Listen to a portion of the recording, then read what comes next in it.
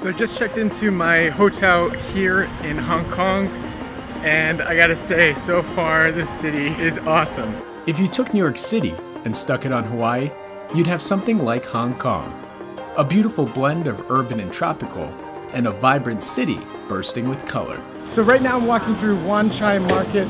If you're looking to get some fresh fish, some fresh meat, or vegetables, this is the place you want to come here in Hong Kong. So one thing you're going to want to try right outside of the Wan Chai Market is some dim sum.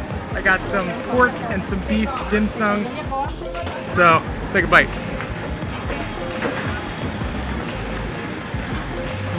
If you're arriving here to Hong Kong Island or Kowloon, what you want to do is hop on the Airport Express. That'll take you directly from the airport to whichever island that you're staying at.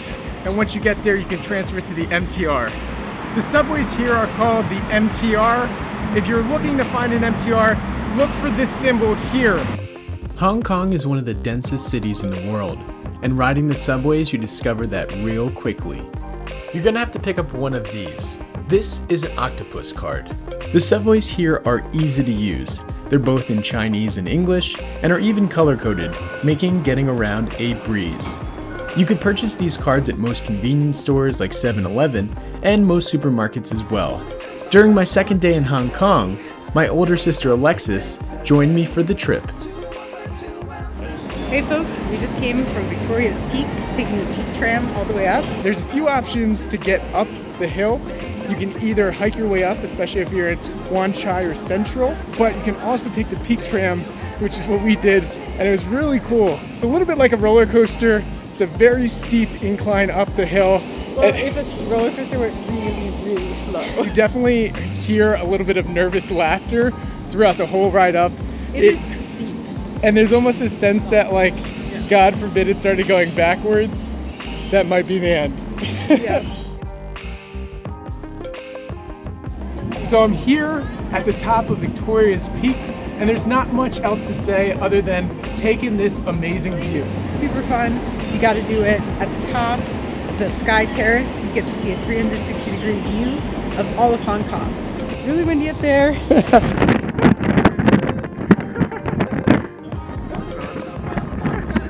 You look like Cousin It from the Addams Family. Herbal Essences commercial. Also, really windy. Also, it's really steep when you go up, but it's awesome. It's tons of fun. Right now we're going to check out Hong Kong Park. Beautiful green walk through the city here. So let's take a look.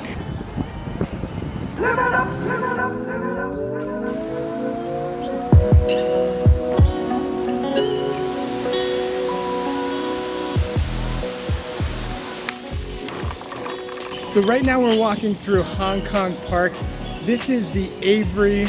We're in an enclosed dome. There's birds flying over our heads. I just had one like nearly hit me in the head. It brushed right over. Look, look, look. Look at them. They like walk right up to you. What's up, little buddy?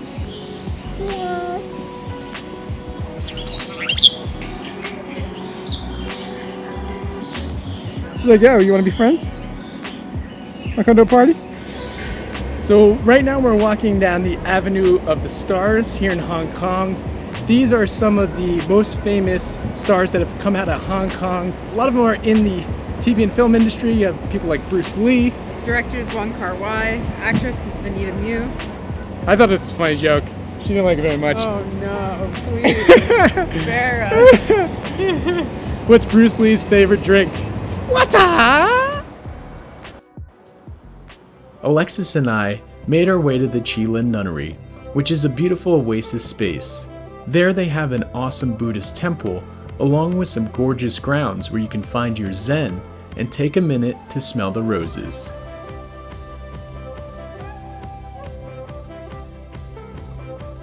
One of the cool things about this city being so international is there's just so many different types of food. Just got some traditional Taiwanese bubble tea. One thing you notice right away is the sidewalks and the streets are very narrow.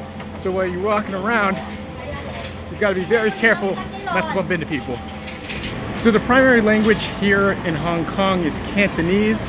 However, due to the influence of British rule for a long time, English is a very common language. There's also a lot of travelers that come in from China and Japan, especially for shopping due to the tax-free shops all over the city, so you will hear a lot of both Mandarin and Japanese as well. Walking down the street, you see Rolex, McDonald's, KFC.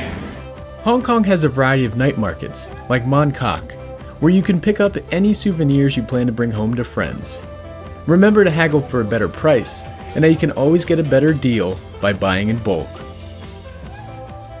Here in Hong Kong, you can get a great view of the skyline lit up at night by hopping on the Hong Kong Observatory. The Ferris wheel is located right on the pier and gives you a great view of the Symphony of Lights, a 15-minute light show that happens each night between 8 and 8:15 p.m. So we just took a ferry over to a public bus, and now we are on Lantau Island, heading up to Tian Tan Buddha, aka Big Buddha. Big Buddha, Big Buddha, Big Buddha. Yeah. Now the long trek up the hill.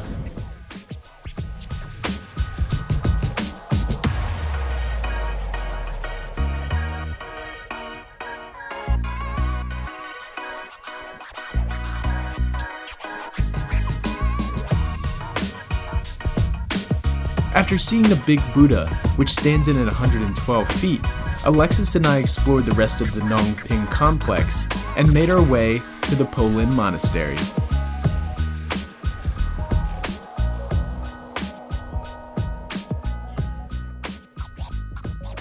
We took a bus down to Tai O, and we're walking through the markets here.